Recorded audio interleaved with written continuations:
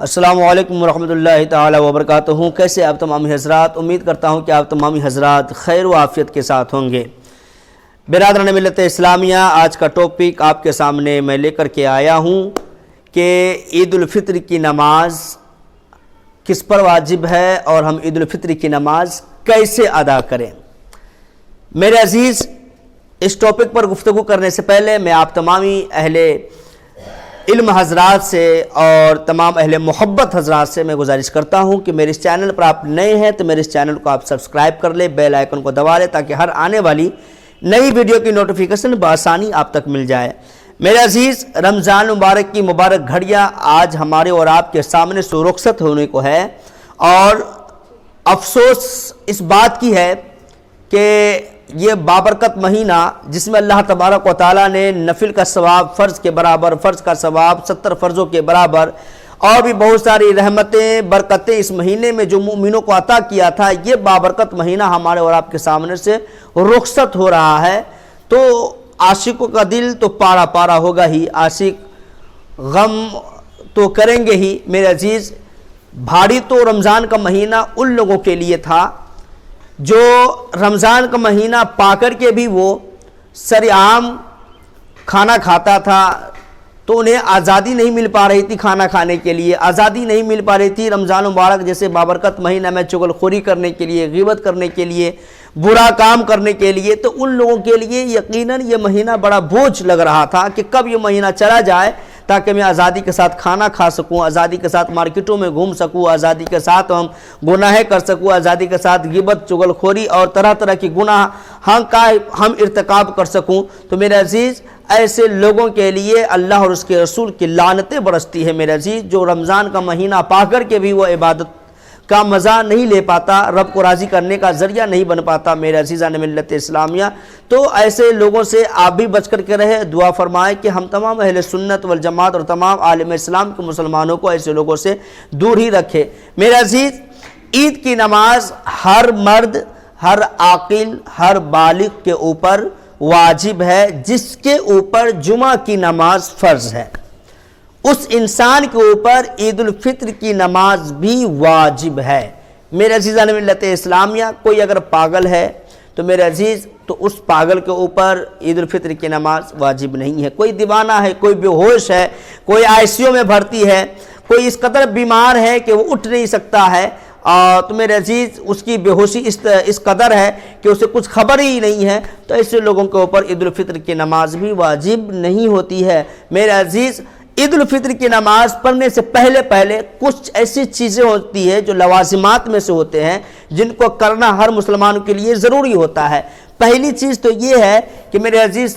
کہ آپ اپنے اڑوس پڑوس، خصوصی طور پر اپنے بھائی، خصوصی طور پر اپنے والدین کے ساتھ آپ اپنی پچھلی زندگی میں کیے ہوئے تمام ان باتوں سے آپ رجوع کریں جن سے ان کو تکلیف پہنچی ہو، دل دکھا ہو۔ میرے عزیز، اگر ماں باپ راضی نہیں، بھائی راضی نہیں، اگر ٹولے محلے کے لوگ اگر آپ سے خفا ہے، ان کی دل آزاری آپ نے کیا ہے، تو میرے عزیز، مؤمنوں کا شیوا ہے کہ سب سے پہلے ہم عید کی نماز ادا کرنے سے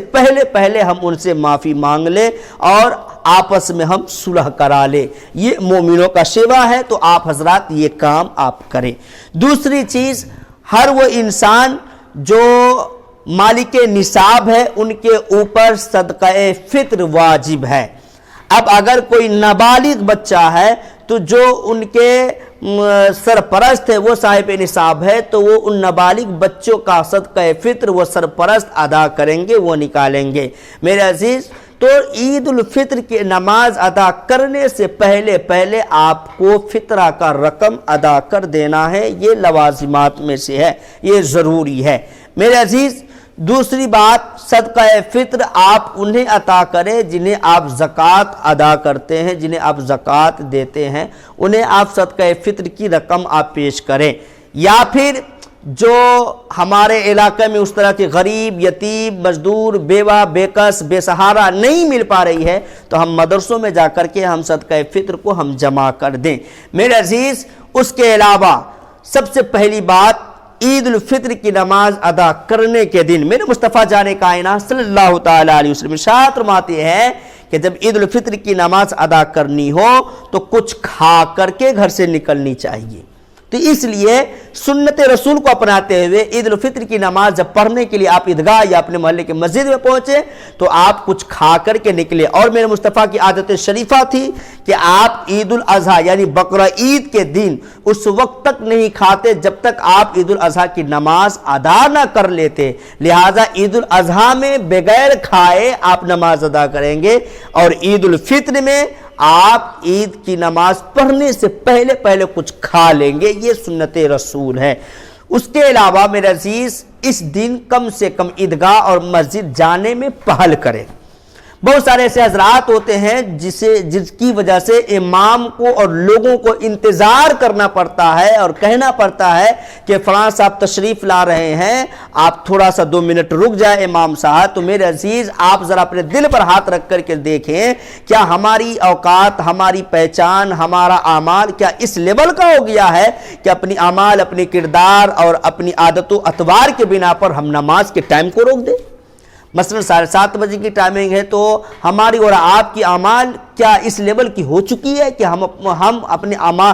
اپنی عادت و اطوار سے لیٹ ہونے اور تاخیر ہونے کی وجہ سے نماز کی جو ٹائمنگ 7:30 بجے اس کو ہم 2 منٹ اور بڑھا دیں؟ میرے عزیز یہ ہماری مجال نہیں، ہمارا شیوا نہیں، ہماری پہچان نہیں، میری عادت نہیں۔ اس لیے آپ جو وقت دیا گیا ہے مسجد اور عیدگاہ کے جانب سے، آپ اس وقت سے پہلے پہنچنے کی کوشش کریں تاکہ آپ کو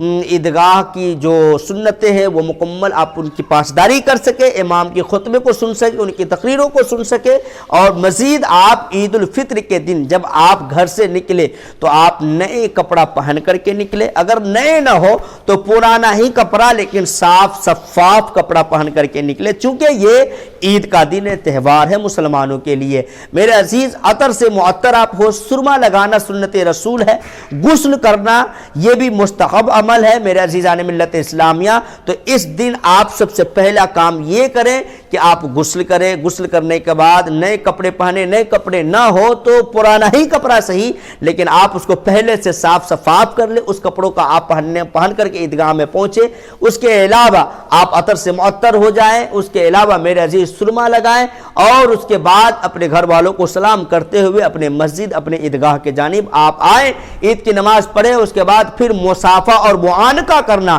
مصافحہ کرتے ہاتھ ملانے کو، معانقہ کہتے ہیں گلے ملنے کو میرے عزیزان ملت اسلامیہ۔ تو اس عمل کو آپ اپنائیں عید الفطر کے دن، اس سے آپ کا خدا راضی ہوگا۔ جب بندے اور بندے کے درمیان جب صلح ہوتی ہے کسی بات کے لے کر کہ اگر وہ اس سے پہلے وہ